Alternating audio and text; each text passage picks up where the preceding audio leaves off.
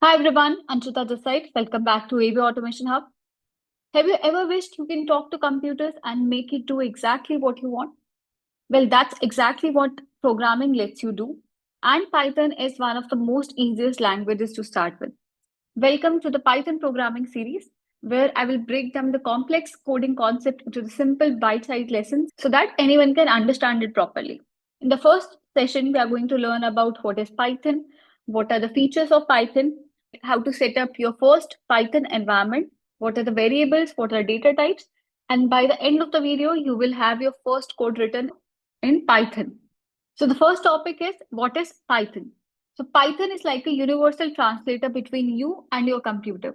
So instead of speaking the computer's complex language, what you can do, you can just write the instructions in Python, a language which is very much closer to English.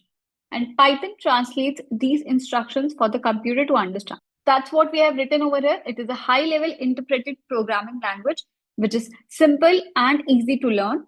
It is free and open source programming language.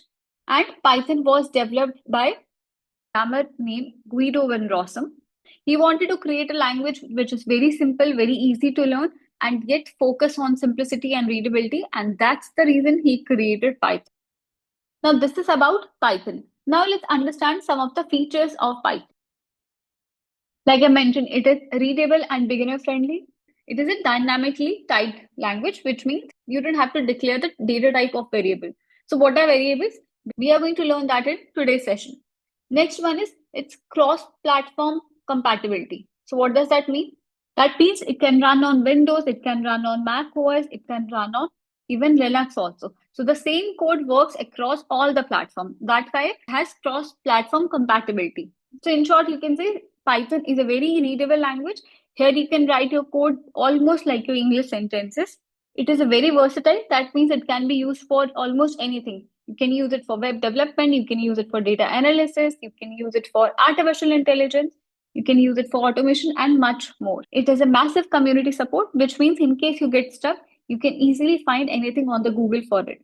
Now it's time to download Python and the editor or IDE for running our Python code. Why? In order to write your code, in order to test your code, run your code, or debug your code, we need editor or IDE, right? So that's why first we will download Python, then we will download the editor for using Python. Go to this official website of Python, which is python.org downloads.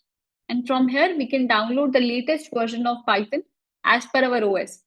From here, you can download it for Windows, Linux, Mac OS, right? So as per your OS, download the Pythons. What you have to do, you just have to click on download Python. So just follow the instructions on the screen to install it. And once it is installed successfully, what you can do, go to your terminal or command prompt on your Windows machine in case you're using Windows machine and type this command, Python 3 hyphen hyphen version. And if it gives you this version over here, that means Python is successfully installed on your system. This is the latest version of Python, which is 3.13.2. Now we have installed Python. The next step is to install the editor, and we are going to use VS Code for this. So VS Code is one of the most loved editors by the programmers. So we will use VS Code. Go to this official website of Visual Studio Code, and from here, as per your OS, download it. Next step is open your Visual Studio Code. It will appear something like this. So before we start coding in the Python, I would suggest you to install the extension Python from the extension bar. So go to extensions tab and download, search for Python and install this Python extension in your VS Code. So now we have installed Python. Now we have installed our editor. Now we are going to write our first code in Python language. What you can do, just create a new folder in your system. Like I have already created a folder named Python and open this folder using VS Code. So how you can do that? So go to your editor and click on file and click on open folder and go to the folder where you have created the new folder on your system. So open that folder in your VS Code. It is an empty folder because we don't have any file over here. Now the next step is I'm going to create my first program in Python and let me name it as first program.py. So py is the extension when you're working with Python. So like in Java, it's .java, in JavaScript, it's .js. Similarly, in Python, the extension of the file should be .py.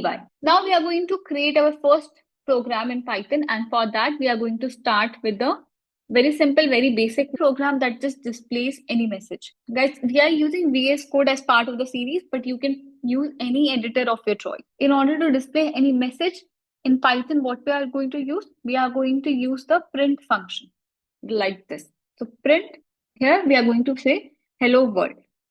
And here, because we have installed the Python extension, you will see a run icon here.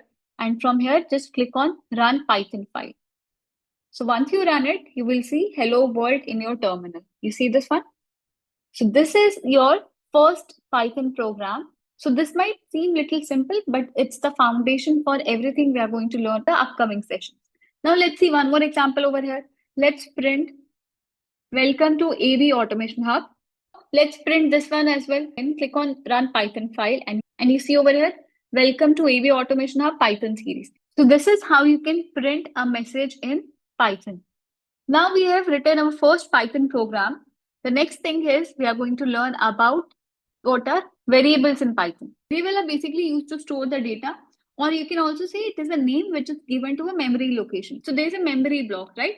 So in the memory block, there will be a name which is given to each memory location. One more important note over here is you don't need to declare the data type in Python. Why? Because Python is dynamically typed. Like in other languages like Java or C, you have to declare the data type like int, like that. But in Python, you don't need to declare the data type. Now let's understand with the code. Now let's go back to the VS Code. Over here, I'm going to create a new file and name it as variables.py. For example, let's create a variable named age and assign it some value. For example, age is 10. And let's create one more variable as name, and let's pass some name over here. Let's pass it as ABAutomationHub. So these are how we create variables in Python. In case you want to print it, how we can do it? Here I can use print function. For example, now you want to print the age. So for that, what we can do, you can just go over here inside the print function, pass the variable name. For example, print age. And if we run this one, here in the output, you see age is getting printed, right? And let's print name now, and let's run it again. And you see in the output, we can see both age and name is getting printed. So these are our variables. So it can be of integer type, it can be of string type. There are also variables like float and boolean. For example, for float, what we can say, let's write something like this, 88.99. So that means it's a floating value, right? In case you want to print boolean, for that we can say is employee is true. So these are our different variables in Python. Now let's print them. So print price, print is employee. Okay. Now if we run this one, you see all the 4 variables are getting printed in our terminal. So this is how we can print directly the variables. But in case you want to pass some message also, for example, age is, you can do it like this. You can pass your message in the double quotes, and then you can add a comma over here. Let's do it for name as well. Now let's rerun this one. Here you can see age is 10, name is ABAutomationHub, price is the price value, which is 88.99, and the last is we are printing it directly, which is a boolean value. Fine. So this is how you can also print. In case you want to print text along with the variable name, you can do it like this in Python. Okay. So now we are just assigning the values to this variable. This is equal to is basically our assignment operator. We are going to learn about the operators in the upcoming sessions, but for now, just understand we are assigning the value to this variable. So left side is your variable name and the right side is the value. So this value is getting assigned to this variable. Here we can also assign a variable value to a variable. So what does that mean?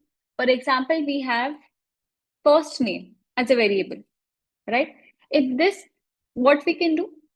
We can also assign the variable value, which means basically if we write over here name, So here, if we try to print first name, AB Automation Hub would be printed. Let's see it. Print first name. So if I run this one, you see AB Automation Hub. Our first print statement is first name, which is AB Automation Hub. So this is also possible in Python, where you can assign a variable value to other variable by passing the variable name. Moving on to the next topic. So in Python, for creating variables, we have some set of rules. So the first rule is it must start with a letter or underscore. Next one is it can contain letters, numbers, and underscore.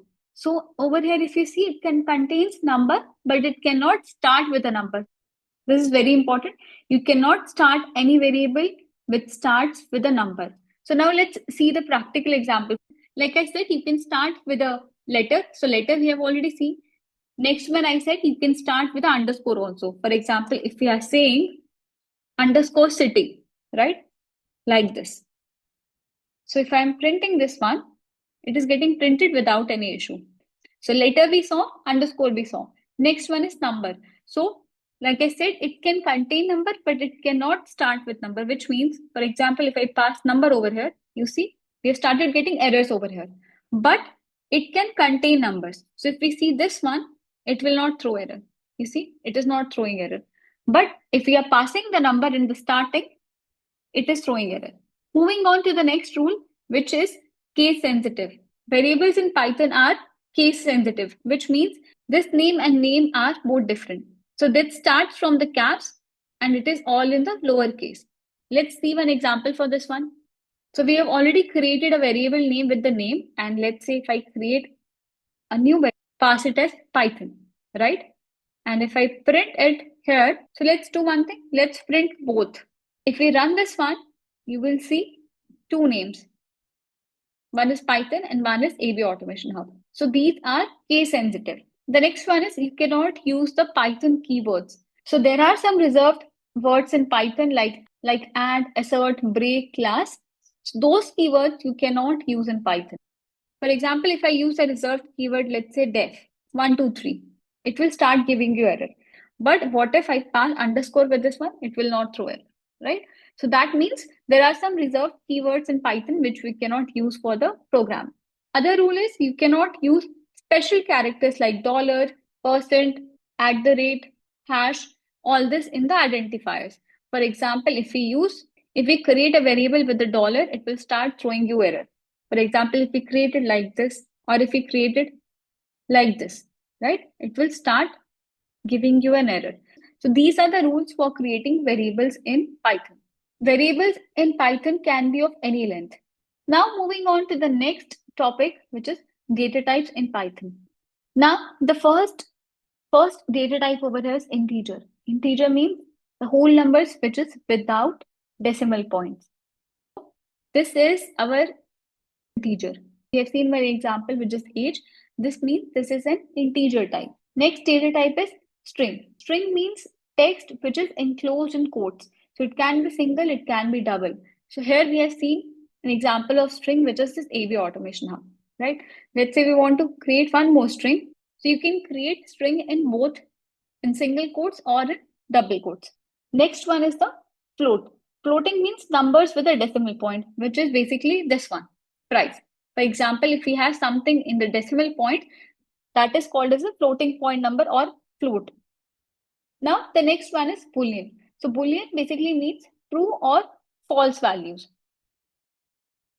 For example, we have seen over here is employee.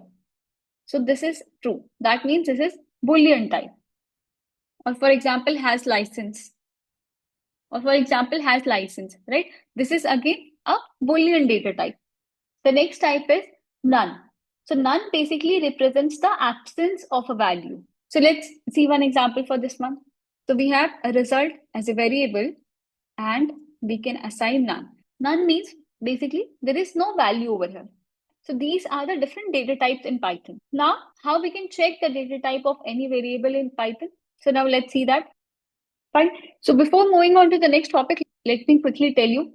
So in Python, for a single line comment, you can use this hash. And for the multiple lines, you can pass it like this in the triple quotes. So you can start triple quotes at the start and end it with the triple quotes. So whatever is there in between the triple quotes, it will be considered as a comment. So if you want to see, you can just run the program again and you will see nothing is getting printed. Why? Because it is treated as a comment. Next thing, let's try to understand how we can find the data type of a variable in Python. We can do that using the function type.